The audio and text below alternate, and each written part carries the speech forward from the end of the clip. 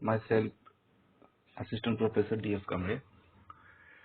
Today we see the topic of limitation of management accounting. Previous chapter we learned the techniques and the benefits and meaning and scope of management accounting, and today we see the limitation of management accounting. The management accountant has the responsibility of producing and providing dependable accounting and other relevant data for the use of management. Which data relevant and practice, consistent and comparable, presented and appropriate and understandable form, provided at appropriate time intervals, and provided to meet the needs of various levels of management. The data provided, if it has to be really effective in the management process, it means all the things is considered in management accounting data or management reporting. The management accountant is expected to keep in mind the above points while producing his product.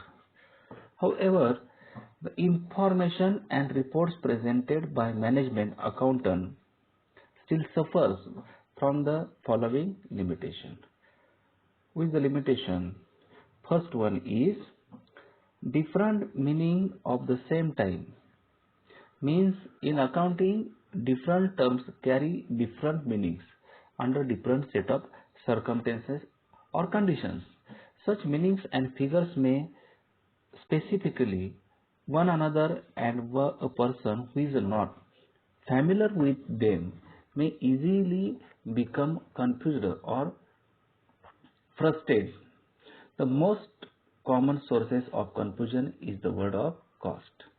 There are historical cost, full cost, direct cost, variable cost, standard cost, original cost, net cost, residual cost, differential cost, opportunity cost, estimated cost, and incremental cost.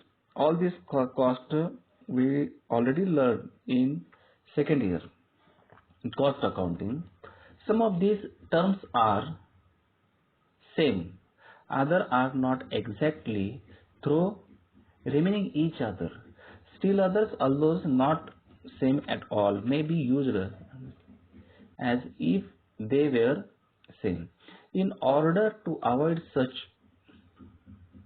confusion or misunderstanding, the management accountant should, in appropriate a specific problem, define as carefully and clearly as possible the meaning in which such words are being used. He should, as far as possible, be consistent in prescribing the meaning to such terms. Second, incompleteness of the data. Management accountant can provide only the quantitative data as far as available to the management. Business problems and their decision often require additional quantitative as well as qualitative data which may be outside the management accountant. For example,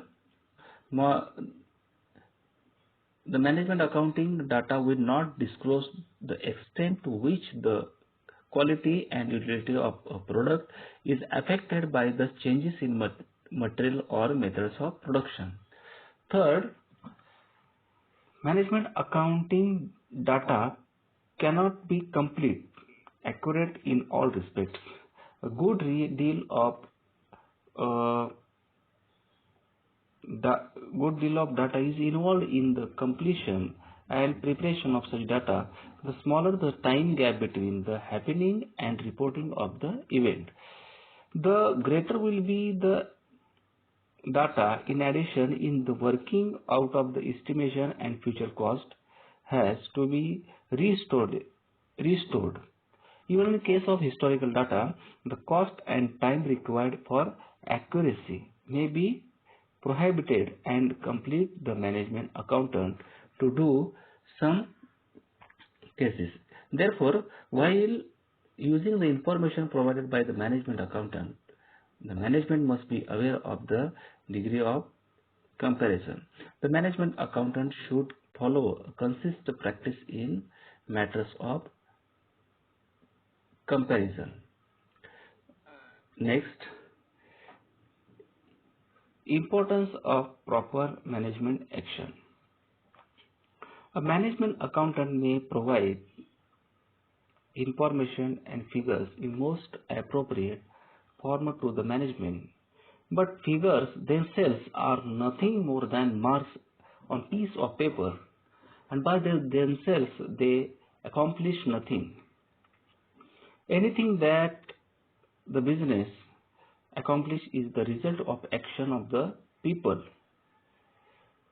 Figures can only assist or help people in the organization in various ways. It is the management and the people in the organization who are to use the figures by understanding the language and act accordingly.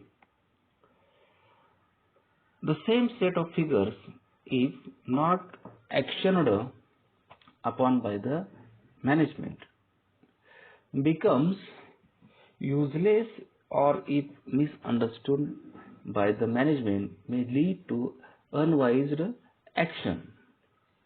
A process that business undergo to determine the best output and price level in order to maximize its income.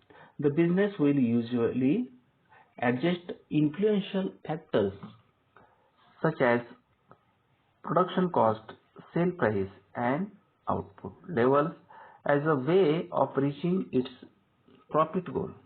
There are two main profit management methods used, and they are marginal cost revenue method and total revenue method. In economics, profit maximization is the short-term or long-run process by which a firm determines the price and output level that returns the greatest profit. And the modern approach of management accounting focus on wealth maximization rather than profit maximization. This gives a longer term for assessment, making way for sustainable performance by business. A narrow-minded person or business is mostly concerned about short-term benefits. A short-term can fulfill objective of earning profit but may not help in creating wealth. It is because wealth creation needs a longer term same level. Therefore, management stress on wealth maximization rather than profit maximization. For business, it is not necessary that profit should be the only objective. It may concentrate on various other aspects like increasing sales, capturing more market share, etc., which will take care of profitability. So, we can say the limitation of management accounting dividation in 4 points. First one is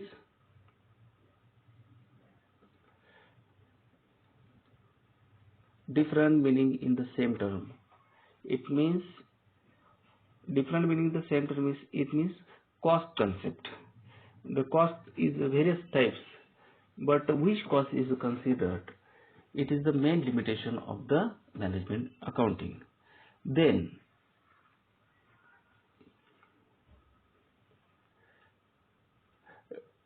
importance of proper management action. Second point is importance of proper management action. Which action can be taken, or which method be used? It is the limitation of management accounting. And then incompleteness of the data. When the data is incomplete, the report will be not the accuracy. So the incompleteness of the data is the limitation of the management accounting.